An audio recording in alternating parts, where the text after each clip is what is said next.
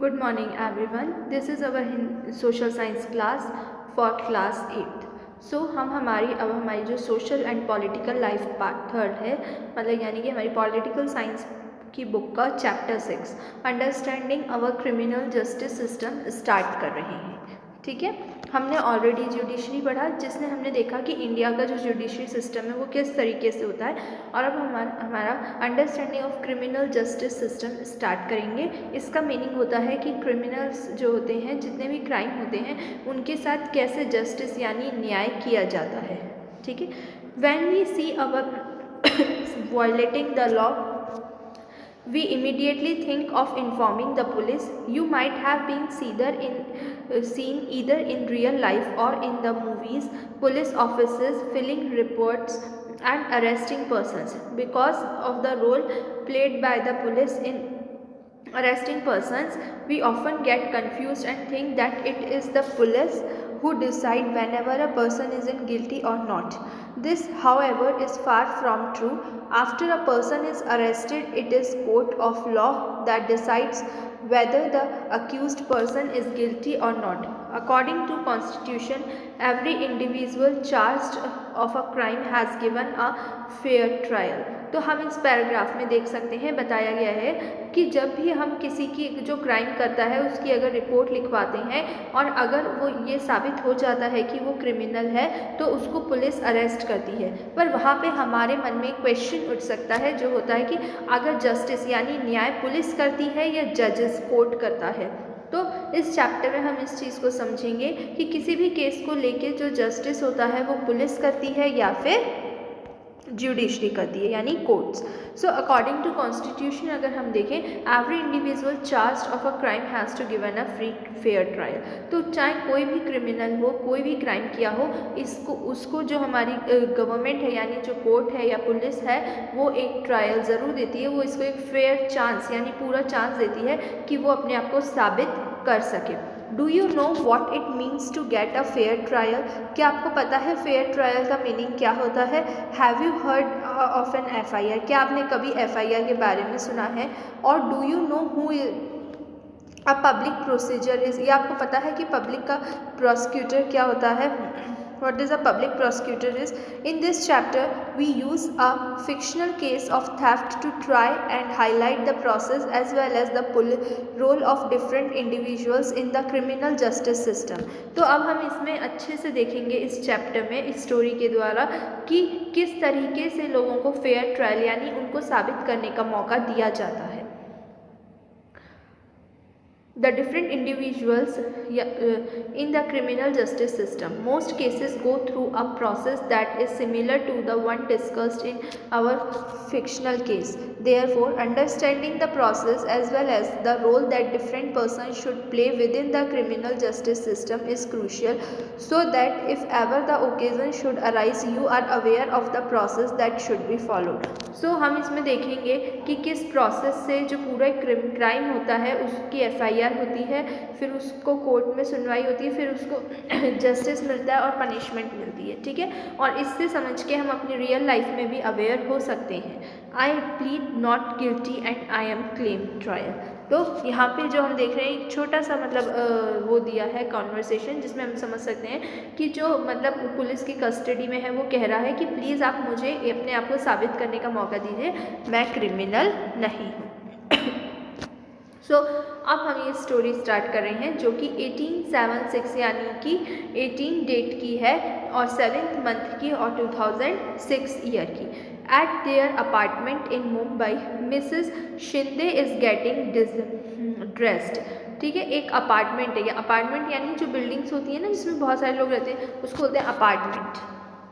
मुंबई का एक अपार्टमेंट है जहाँ मिसेस शिंदे रहती हैं और वो ड्रेस्ड हो रही हैं यानी तैयार हो रही हैं। She has been fractionally searching for her gold chain for over an hour, और 1 घंटा हो गया। ओवर एन आवर मतलब 1 घंटे से ज़्यादा हो गया, और वो अपनी एक सोने की गोल्ड की चेन ढूंढ रही हैं जो उन्हें नहीं मिल रही है। I am sure it was in this drawer, where could it be? तो वो उन्हें लगता है कि वो श्योर थी वैसे तो कि वो इसी ड्रॉर में होती है जहाँ वो इसको रखती है, मतलब ये एक ड्रॉर ही उनके पास जगह है जहाँ ज़्यादातर वो अपनी चेन को रखती हैं। Hurry up, we are going to be late for the wedding. अब जो उनके हस्बैंड है उनके साथ जो भी जा रहा है वो कह रहे हैं जल्दी करो, हम वेडिंग में जाने के लिए यानी शादी में जाने के लिए लेट हो रहे हैं। I can't find my gold chain, it's not in the drawer. I suspect that Shanti might have stolen it, she always spends a long time dusting my room। so इससे हमें क्या समझ आता है कि यहाँ पे जो ये हैं मतलब जिनकी स्टोरी है यानी कि मिसेस शिंदे, ये मिसेस शिंदे कह रही हैं कि मुझे मेरी गोल्ड की चेन नहीं मिल रही और मुझे शक है कि जो हमारे घर पे मतलब उनके घर पे जो काम करती है उसी ने इस चेन को चुराया है, क्योंकि वो जब भी उनके घर में काम करती है तो उनके रूम को साफ़ करने में सबसे ज़्यादा टाइम लगाती है। ठीक है, अब हम इसमें आगे देखेंगे। Shanti Hembram has been working in the house for the past 3 year. तो शांति जो उनके यहाँ मेड है यानी सर्वेंट है, काम करती है, उसको वहाँ काम करते हुए 3 साल हो गए। Shanti have you begun to steal now, and that to my gold chain? Bring your trunk. I want to search it. We have called the police, so if you have the chain, return it now। तो यहाँ पे जो ये शिंदे हैं, Mrs Shinde बोलती हैं शांति से, क्या तुमने मेरी सोने की गोल्ड की चेन को चुराया है? अगर चुराया है तो वापस कर दो, वरना हम पुलिस को बुला रहे हैं, वो तुम्हें अरेस्ट करेंगे। Madam, I haven't stolen it. तो यहाँ पे शांति कहती हैं कि नहीं, मैंने आपकी चेन नहीं चुराई। Mrs Shinde searches the Shanti trunk and finds an envelope with ₹10,000 in it. He screams at Shanti saying that this is the money she got from selling the chain. Saab, my brother and I have been saving this money over the last 1 year. We want to buy a bull when we go to our village. Madam, I am innocent।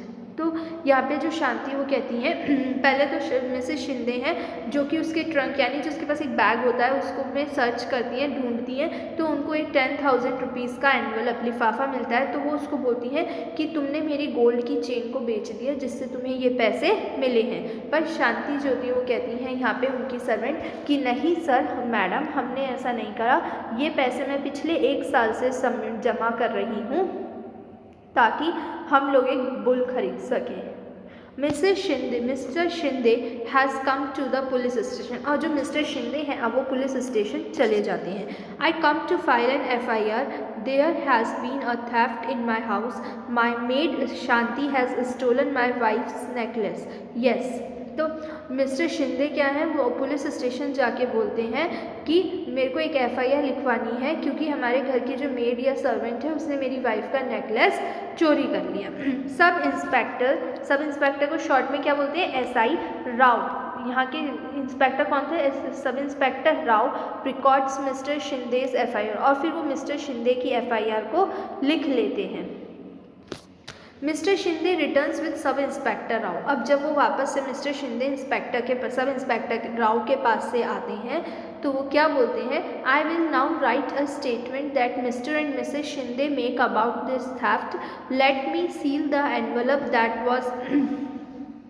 that has the money and take it with me as evidence.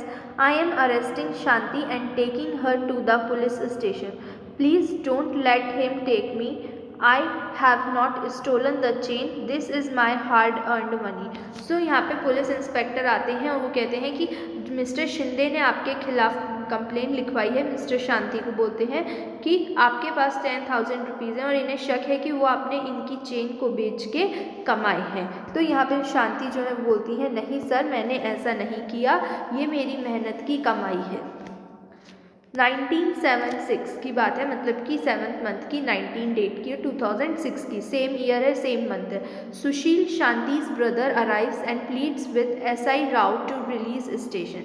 तो सुशील जो हैं वो जाके मतलब वो होते हैं sub inspector Rao, उनसे जाके बोलते हैं कि प्लीज़ आप मेरी वाइफ को छोड़ दीजिए। मतलब जो सुशील है वो क्या है? शांति के husband. She has been arrested for the theft of a gold chain. You can go to court and get a bail order. तो यहाँ पे सब इंस्पेक्टर बोलते हैं कि उसने एक चेन चुराई है इसलिए मैंने उसको अरेस्ट कराया, तुम कोर्ट जाओ, वहाँ से ऑर्डर लेके आओगे जिसको क्या बोलते हैं? Bail order. अगर बेल ऑर्डर लाओगे तो मैं तुम्हारी वाइफ को छोड़ दूँगा। But there will be I get the money to hire a lawyer and who will start as suffering for her. You have been taken all the savings and sealed it. तो उसने क्या बोला कि आप मेरे पास मनी नहीं है मैं एक लॉयर को हायर कर सकूं, मतलब एक लॉयर कर सकूं, तो इसलिए और आपने जो हमारे सारे पैसे हैं वो भी ले लिए हैं, तो इसलिए प्लीज़ आप मेरी हेल्प कीजिए और हमारे पास अब कोई सेविंग नहीं है। ऐसा Rao forcibly keeps Sushil in the police station for 2 days. Sushil is abused and beaten by Esau Rao and other police constable. They try and make him confess that he and his sister Shanti had a gang of domestic servants that have stolen jewelry from other homes. There have been other complaints of the theft of jewelry from Shinde's neighborhood. As Sushil keeps repeating that he is innocent, he is an innocent factory worker, the police let him go after 2 days. तो अब ये दोनों भाई बहन को जो constable होते हैं, मतलब जो ऐसा राव होते हैं सब इंस्पेक्टर, वो अरेस्ट कर लेते हैं और इन दोनों को कांस्टेबल द्वारा मारा भी जाता है और 2 दिन के लिए वहीं रखते हैं और इनको कन्फेस करने के लिए यानी ये मानने के लिए मजबूर कर देते हैं कि चोरी इन लोगों ने ही की है। और अब जो चोरी की मतलब जो कंप्लेन होती है वो उनके नेबरहुड से भी आती है, नेबर से यानी आसपास से और कंप्लेंट्स मिलती हैं, पर लेकिन शांति और जो उसका ब्रदर है सुशील दोनों यही कहते हैं हमने चोरी नहीं की, हम इनोसेंट हैं। 2386 Although the court granted bail to Shanti after a month, और 1 महीने बाद शांति को बेल मिल जाती है। She was unable to get anyone to stand surely for her for ₹20,000. She therefore continued to be in jail. She is very traumatized. She is worried about what will happen during the trial. So उनके पास इतने पैसे नहीं होते कि although the court granted bail to Shanti, court जो होता है वो शांति को 1 महीने के लिए बेल दे देता है, लेकिन उसके पास 1 महीने में 20,000 रुपीज़ जमा नहीं हो पाते, इसलिए उसको जेल में रखा जाता है।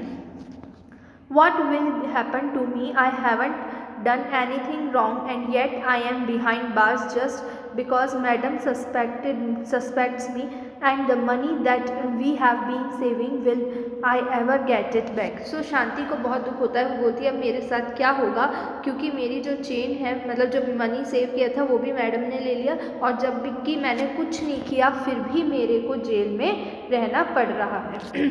1496 The police files charge sheet in the magistrate court. The court gives a copy of the charge sheet including statement of witness to Shanti. Shanti tells the court that she has no lawyer to defend her against their case of theft. The magistrate appoints advocate Kamla Roy as Shanti's defense lawyer at the government expense.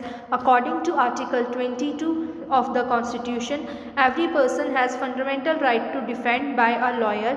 Article 39A of the Constitution places a duty upon the state provide a lawyer to any citizen is unable to engage one duty to poverty or disability.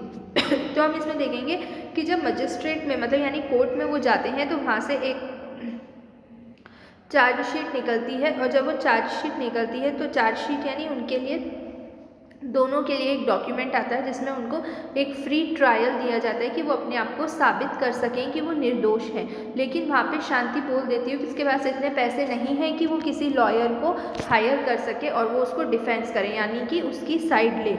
लेकिन तो इसीलिए क्योंकि हमारे constitution में ऐसा है article 22 में कि कोई भी व्यक्ति अगर पुअर होने के कारण किसी लॉयर को हायर नहीं कर पाता तो उसको गवर्नमेंट एक्सपेंस पे मतलब गवर्नमेंट उस लॉयर के पैसे पे करती है। तो इसलिए मजिस्ट्रेट ने कमला रॉय को शांति का लॉयर बना के बुलाया और उसका सारा खर्चा गवर्नमेंट ने उठाया।